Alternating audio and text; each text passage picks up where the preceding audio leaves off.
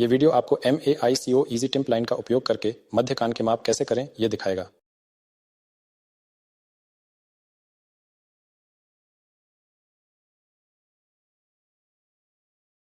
Device में पूरी तरह से चार्ज की गई बैटरी डालें और प्रोब को ईजी टिम्प से कनेक्ट करें।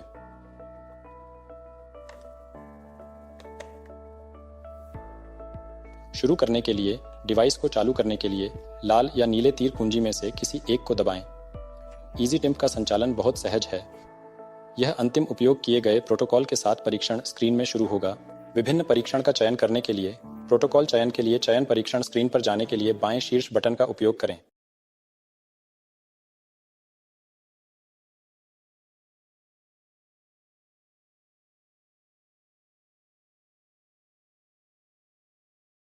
किसी भी माप को करने से पहले सबसे अच्छा अभ्यास एक शांत वातावरण होना है। सुनिश्चित करें कि पार्टिएंट एक कुर्सी पर या एक परीक्षा तालिका पर आराम से है। छोटे बच्चे माता पिता की गोद में बैठने में अधिक आरामदायक महसूस कर सकते हैं।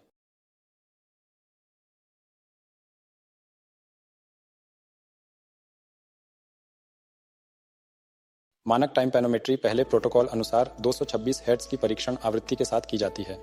236 हर्ट्ज 236 हर्ट्ज वयस्कों और आधे साल से अधिक उम्र के बच्चे के लिए अनुशंसित है।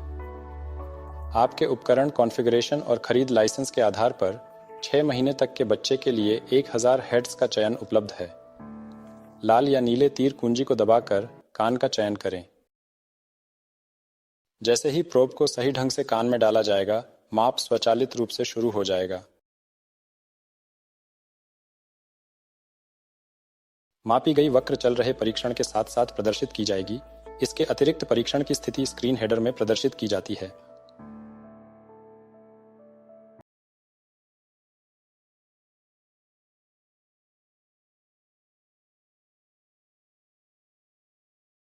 आपके माप का मूल्यांकन करने के लिए मान्यता प्राप्त मानक से मानक डेटा का उपयोग किया जाता है। परिणाम को पास माना जाता है यदि अधिकतम अनुपालन मानक सीमा में है। जब अधिकतम अनुपालन इस मानक बॉक्स के बाहर होता है तो परिणाम को कोई प्रतिक्रिया नहीं माना जाता है।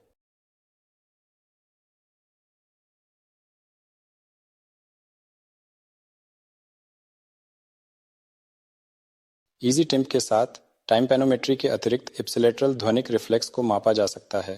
विपरीत दिशा में माप भी ईजी टिम्प प्लस और प्रो संस्करण का उपयोग करके की जा सकती है। आपके उपकरण कॉन्फ़िगरेशन के आधार पर आप विभिन्न शुद्ध टोन या शोर उत्तेजनाओं के साथ IPSI और या विपरीत रिफ्लेक्स माप सकते हैं।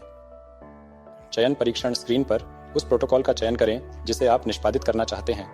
रिफ्लेक्स थ्रेशोल्ड निर्धारित करने के लिए स्वचालित प्रोटोकॉल या एक निश्चित प्रस्तुति स्तर वाले प्रोटोकॉल के बीच चयन करें। माप तब स्वचालित रूप से शुरू हो जाता है जब जांच को सही ढंग से कान में रखा जाता है।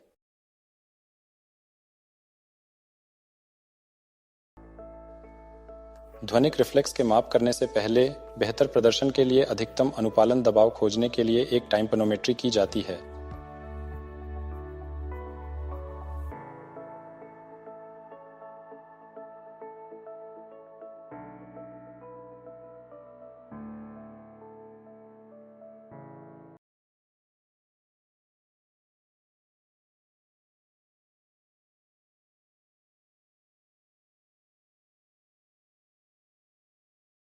परीक्षण के समापन पर परिणाम स्क्रीन में नीचे स्क्रॉल करके माप परिणामों की समीक्षा की जा सकती है।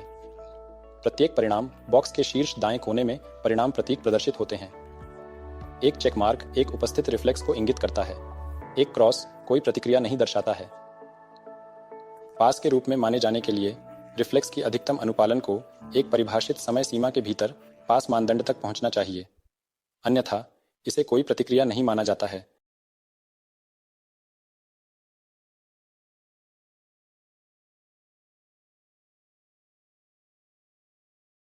ईजी टिम्प प्रो संस्करण के साथ आप इप्सिलेटरल और कॉन्ट्रालेटरल रिफ्लेक्स डीके माप भी कर सकते हैं। चयन परीक्षण स्क्रीन से रिफ्लेक्स डीके इप्सी या कॉन्ट्रा प्रोटोकॉल का भी चयन करें। दोनों प्रोटोकॉल में मानक आवृत्तियां शामिल हैं। मापन स्तर स्वचालित रूप से रिफ्लेक्स थ्रेशोल्ड से 10 dB ऊपर सेट हो जाता है। जैसे ही प्रोब को सही ढंग से कान में रखा जाता है, मापन स्वचालित रूप से शुरू हो जाता है। रिफ्लेक्स डीके परीक्षण परिणाम के मापन मान परीक्षण के दौरान एक साथ प्रदर्शित होते हैं और परीक्षण पूरा होने के बाद समीक्षा की जा सकती है।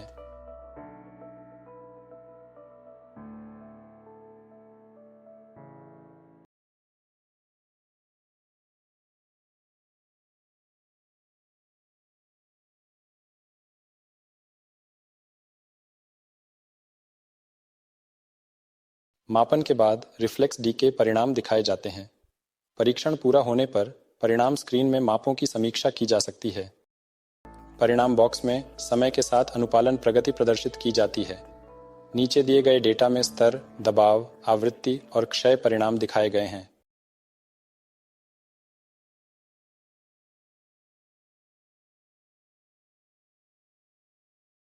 EasyTIM Pro में यूस्टेशन ट्यूब फंक्शन के माप करने के लिए दो प्रोटोकॉल शामिल हैं। ETF इंटैक्ट उन पेशेंट्स पर किया जाता है जिनका टाइम्पेनिक मेम्ब्रेन सामान्य होता है। ETF परफोरेटेड उन मरीजों पर किया जाता है जिनके पास एक परफोरेटेड टाइम्पेनिक मेम्ब्रेन या ओपन PE ट्यूब्स होती हैं। सेलेक्ट टेस्ट स्क्रीन से ETF इंटैक्ट या परफोरेटेड प्रोटोकॉल का चयन करें।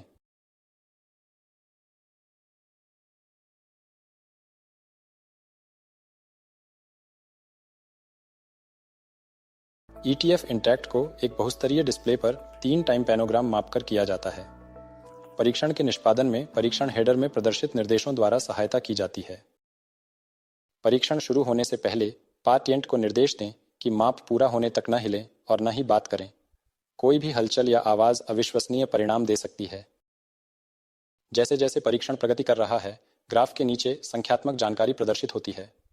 एक बार जब पहला टाइम्पेनोग्राम पूरा हो जाता है तो अधिकतम अनुपालन पर दबाव 1 के तहत दिखाई देता है। पहला संदेश प्रदर्शित होता है जो पार्टिएंट को निगलने की क्रिया करने का निर्देश देता है। जब पूरा हो जाए तो दूसरे टाइम्पेनोग्राम पर आगे बढ़ने के लिए जारी रखें दबाएं। अधिकतम अनुपालन पर दबाव 2 के तहत दिखाई देता है। माप के बाद एक और निर्देश प्रदर्शित किया जाता है जिसमें पार्टिएंट को वल्साल्वा पद्धति करने के लिए कहा जाता है। तीसरा टाइम्पेनोग्राम करने के लिए जारी रखें दबाएं। अधिकतम अनुपालन पर दबाव 3 के तहत प्रदर्शित होता है। 3 टाइम्पेनोग्राम्स को आसान पहचान के लिए विभिन्न रंगों में प्रदर्शित किया गया है। लाल या नीला परीक्षण कान को दर्शाते हैं। ग्रे निगलने को दर्शाता है। हरा वल्साल्वा क्रिया को दर्शाता है।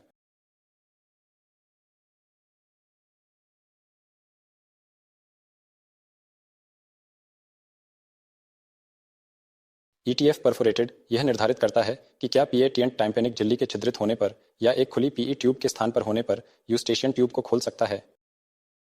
ETF परफोरेटेड मध्य कान को 300 DPA के प्रारंभिक दबाव में रखेगा और 30 सेकंड के लिए दबाव बनाए रखेगा।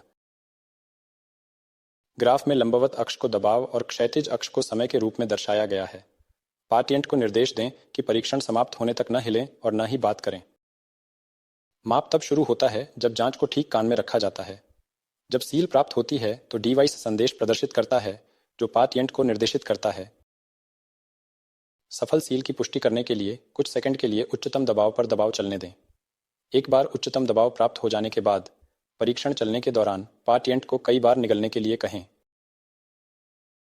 यदि यूस्टेशन ट्यूब खुलती है तो दबाव में गिरावट दर्ज की जाएगी। निगलने के बार बार प्रयास करने पर एक नीचे की ओर सीढ़ी जैसा प्रभाव या 0 डेकापास्कल तक की पूरी गिरावट दिखाई देगी। परीक्षण के संख्यात्मक परिणाम ग्राफ के नीचे प्रदर्शित होते हैं। प्रत्येक बार जब डिवाइस यूस्टेशन ट्यूब के खुलने और बंद होने का पता लगाता है तो परिणाम रिकॉर्ड किए जाते हैं। 3 तक खुलने और बंद होने की घटनाओं के परिणाम ग्राफ के नीचे तालिका में प्रदर्शित होते हैं। सेटिंग्स में निर्दिष्ट समय या परीक्षक द्वारा मैन्युअल रूप से परीक्षण को रोकने पर समाप्त हो जाएगा।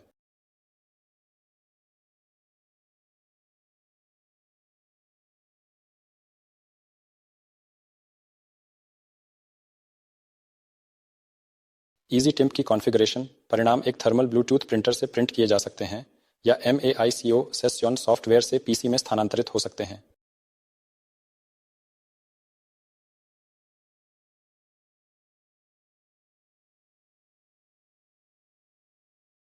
EasyTIM की जांच साफ करने के लिए एकल कान की नोक हटा दें और उसे नष्ट कर दें। प्रोब टिप की मलबे के लिए जांच करें।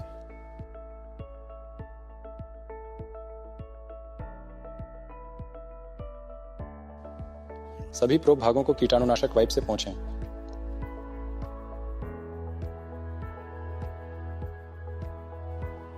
इजी टिम्प और सहायक उपकरणों के आवरण को एक कीटाणुनाशक वाइप से सतहों को पोंछकर कीटाणु रहित करें।